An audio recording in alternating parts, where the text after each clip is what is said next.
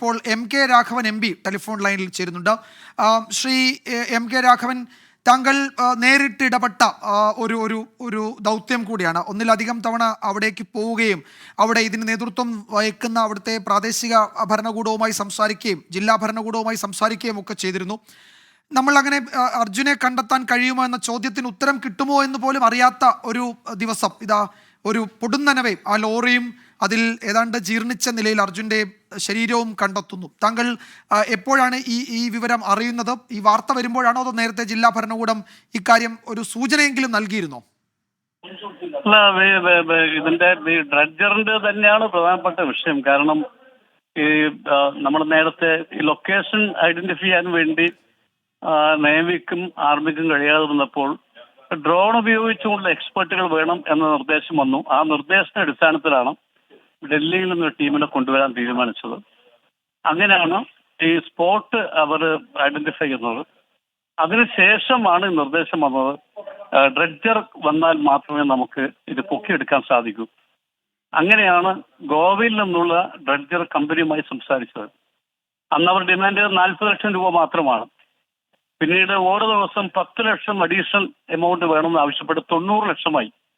അപ്പൊ ഈ 90 ലക്ഷം കൊടുക്കാനുള്ള സാഹചര്യമില്ല ജില്ലാ ഭരണകൂടത്തിന്. അങ്ങനെയാണ് ഞാൻ ഉൾപ്പെടെയുള്ള ജിതിൻ ഉൾപ്പെടെയുള്ള AKMSF MLA ഉൾപ്പെടെയുള്ള ആളുകൾ ബാംഗ്ലൂരിൽ പോയി മുഖ്യമന്ത്രി കാണുകയും അന്ന് തന്നെ മുഖ്യമന്ത്രി ഇതിനാവശ്യമായിട്ടുള്ള ഫണ്ട് എത്രയാണോ അത് കൊടുക്കാൻ നിർദ്ദേശിക്കുകയും ചെയ്തു. അങ്ങനെയാണ് ഡ്രഡ്ജർ ഗോവയിൽ നിന്ന് ഈ ഗംഗാവാലി പുഴയിൽ എത്തുന്നു എന്നുള്ള വസ്തു നമ്മൾ വിസ്മരിക്കരുത്. ഞാൻ പറഞ്ഞു വരുന്നത് 71ാം ദിവസമാണ് കണ്ടെത്തുന്ന ആലോചിക്കുന്നത്. ഇത്രയും ദിവസം കർണാടക ഗവൺമെന്റ് ചെയ്തിട്ടുള്ള സഹായം ഒരിക്കലും വിസ്മരിക്കാൻ കഴിയില്ല.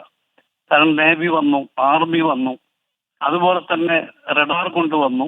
ചെയ്യാൻ കഴിയാവുന്ന മനുഷ്യസാധ്യമായ എല്ലാ കാര്യങ്ങളും കർണാടക ഗവൺമെന്റ് ചെയ്തു. ഒടുവിൽ ഈ ഡ്രഡ്ജിൽ വരാൻ വേണ്ടിയുള്ള പണത്തിന്റെ സാമ്പത്തിക പ്രയാസം പറഞ്ഞപ്പോൾ അതും അനുവദിച്ചു. അങ്ങനെയാണ് 71ാം ദിവസം നമുക്കിത് കണ്ടെത്താൻ സാധിച്ചു എന്നുള്ളത്. കാരണം ഒരു കുടുംബം 71 ദിവസമായി പ്രയാസത്തിലും കഷ്ടപ്പാടിലും അല്ലെങ്കിൽ വേദനയിലും കഴിഞ്ഞുകൂടുകയാണ്. കാരണം അവർക്ക് ഒന്നും പറയാൻ വയ്യ. എങ്ങനെ കണ്ടെത്തുന്ന ചോദ്യമാണ്. ആ ചോദ്യത്തിന് ഇന്ന് ഉത്തരം കണ്ടെത്തിയിരിക്കുന്നു. ഏതായാലും തീർച്ചയായും ഈ നമുക്ക് കണ്ടെത്താൻ കഴിഞ്ഞു എന്നുള്ളതാണ് ഏറ്റവും നമുക്ക് സമാധാനമുള്ള കാര്യം. മറ്റ് നടപടികളിലേക്ക് കടക്കും എന്നാണ് ഞാൻ മനസ്സിലാക്കിയത്. താങ്കൾ അവിടുത്തെ MLA-യുമായോ അല്ലെങ്കിൽ ജില്ലാ ഭരണകൂടവും ഒക്കെയായോ ബന്ധപ്പെട്ടോ? ഇനി എന്തൊക്കെയാണ് ഇതിൽ ബാക്കിയുള്ളത്? അത്തരം കാര്യങ്ങളെ പറ്റി എന്തെങ്കിലും വിവരങ്ങൾ? അല്ല, ഇനിയിപ്പോ പോസ്റ്റ്മോർട്ടവുമായി ബന്ധപ്പെട്ട കാര്യങ്ങളാണ് അവർ ചെയ്യാൻ വേണ്ടി പോകുന്നത്. അതുകൂടാതെ ഈ ബോഡിയുടെ എങ്ങനെയാണ് ബോഡിയെന്ന് ഇപ്പോഴും പറയാൻ കഴിയില്ല. അതിന്റെ വേണ്ടി വന്ന DNA ടെസ്റ്റും നടത്തേണ്ടി വരും എന്നാണ് സൂചന. ഏതായാലും തുടർ നടപടികളിലേക്ക് ജില്ലാ ഭരണകൂടം പോയിക്കൊണ്ടിരിക്കുകയാണ്. നന്ദി ശ്രീ MK രാഘവൻ ഈ ഘട്ടത്തിൽ പ്രതികരിച്ചു.